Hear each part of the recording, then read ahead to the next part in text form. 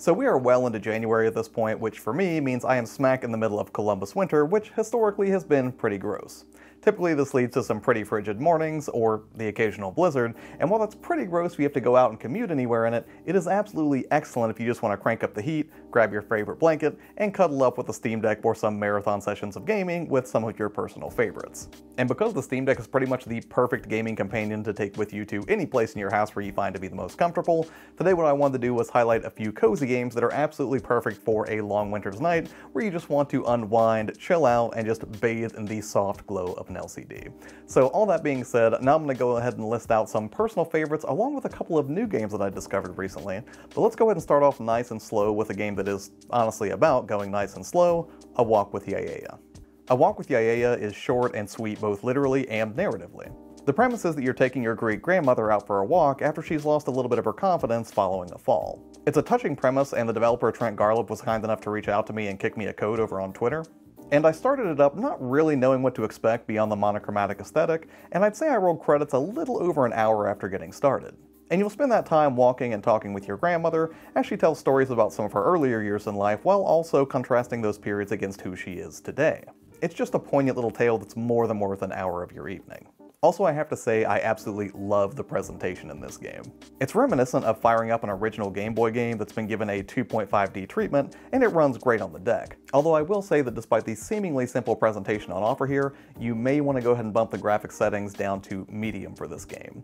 I won't say too much about it because I don't want to spoil some things that happen later in the game, but trust me when I say at a certain point, you're going to be thankful for the extra horsepower. But that one small nuance aside, A Walk with Yaya really is just a lovely little game, and one that really is a testament to the power of storytelling in the medium. And moving on to slightly more magical fare, this next game is one that I was very excited to play as a fan of games like Stardew Valley and Farm Together, and that is Disney's Dreamlight Valley. The setup for Dreamlight Valley has you building up a village while hanging out with all manner of iconic Disney characters. And eventually your goal is to bring all these characters into the fold as you work towards building your dream house and in turn restoring the kingdom. True to the genre, you'll be building up these relationships with all these iconic Disney favorites, along with cleaning up the village, taking on quests, and just generally doing all you can to build up your house into something suited to your tastes. And I think what really surprised me most about Dreamlight Valley is just how much more central the story is than I was expecting, because honestly there was a part of me that just sort of assumed this would be kind of a copy-paste job from more popular entries in the genre, just, you know, with a Disney coat of paint. I mean, come on, it's even got Valley in the name, Stardew Valley, Dreamlight Valley, and I don't think it's too far of a reach to think that the House of Mouse might just rip off one of these games wholesale. But I have to say, they really use their impressive stable of characters to great effect to flesh out a life simulator that both feels familiar and also pretty refreshing. And as long as you don't mind some of the standard busy work that tends to come along with games in this particular genre, I gotta say, Dreamlight Valley's been pretty fun so far, and it is predictably a fairly magical time. Next up is one of the, if not maybe the oldest indie title for the Xbox 360 era, and one of my first exposures to an indie game of its type, and that would be Braid. And I'm throwing Braid on this list not just for its easy on the ears, string-heavy soundtrack and dreamy watercolor visuals, but also because mechanically speaking it's incredibly forgiving. It's a seemingly simple tale of a man named Tim searching for a princess who's been snatched up by an evil monster, but the narrative definitely runs deeper than its premise would suggest. In Braid, you'll traverse a variety of levels and unlock puzzle pieces both literally and figuratively to push the story forward to its ultimate conclusion. And in each new area you'll be granted a new time manipulation power that you'll be able to experiment with as you dodge or defeat a variety of baddies. For the most part this is hardly a chaotic game, but even when it is a little bit near the very end, you always have the power to rewind time, even if Tim meets an untimely end in exploring its 6 worlds. Plus, if you're stumped on puzzles in one world, you can always revisit them later on to give it another go.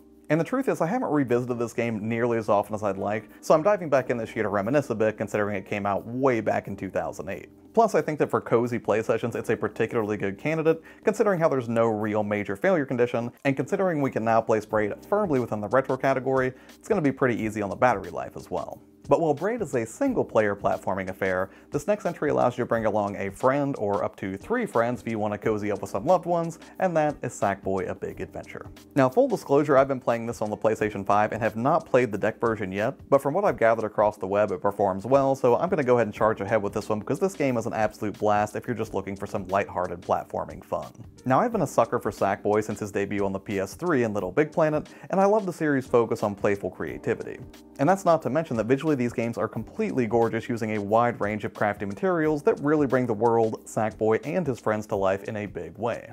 And while you won't be building worlds in Sackboy: A Big Adventure, it does offer some outrageously cheerful gameplay with a ton of collectibles and costumes to unlock. The mechanics are pretty standard stuff, as you'll run, jump, roll, butt slam, and occasionally fire boomerangs or lasers around, but it's also tightly designed and has such a candy-coated aesthetic that it's really hard not to grin while playing it. Whether that's because you're making Sackboy do silly dance moves at the end of a level, or just appreciating that an entire stage is designed around Uptown Funk, it's really hard not to have a good time with Sackboy: A Big Adventure. And I feel like I can hardly recommend this as a cozy game because while I personally can appreciate some grueling difficulty in my platformers, my girlfriend does not. Thankfully, there is a baby mode that will allow you to have infinite lives in this game, so pretty much any player of any age can appreciate it. And while it might seem stressful on the surface trying to take down the evil Vex who wants to enslave the Sack people for his own nefarious ends, it keeps things light throughout and really is a joy to play if you're a fan of 3D platformers. Finally, I'm definitely going to be reaching with this last one, but I don't care because it's a game that I love to fire up almost every winter and have been doing so for about the past decade or so at this point, and that is Skyrim. Can you rightly call a game that is loaded up with dungeons, dragons, marauders, all manner of mystical creatures, and loads of danger a cozy game? In my estimation, yes.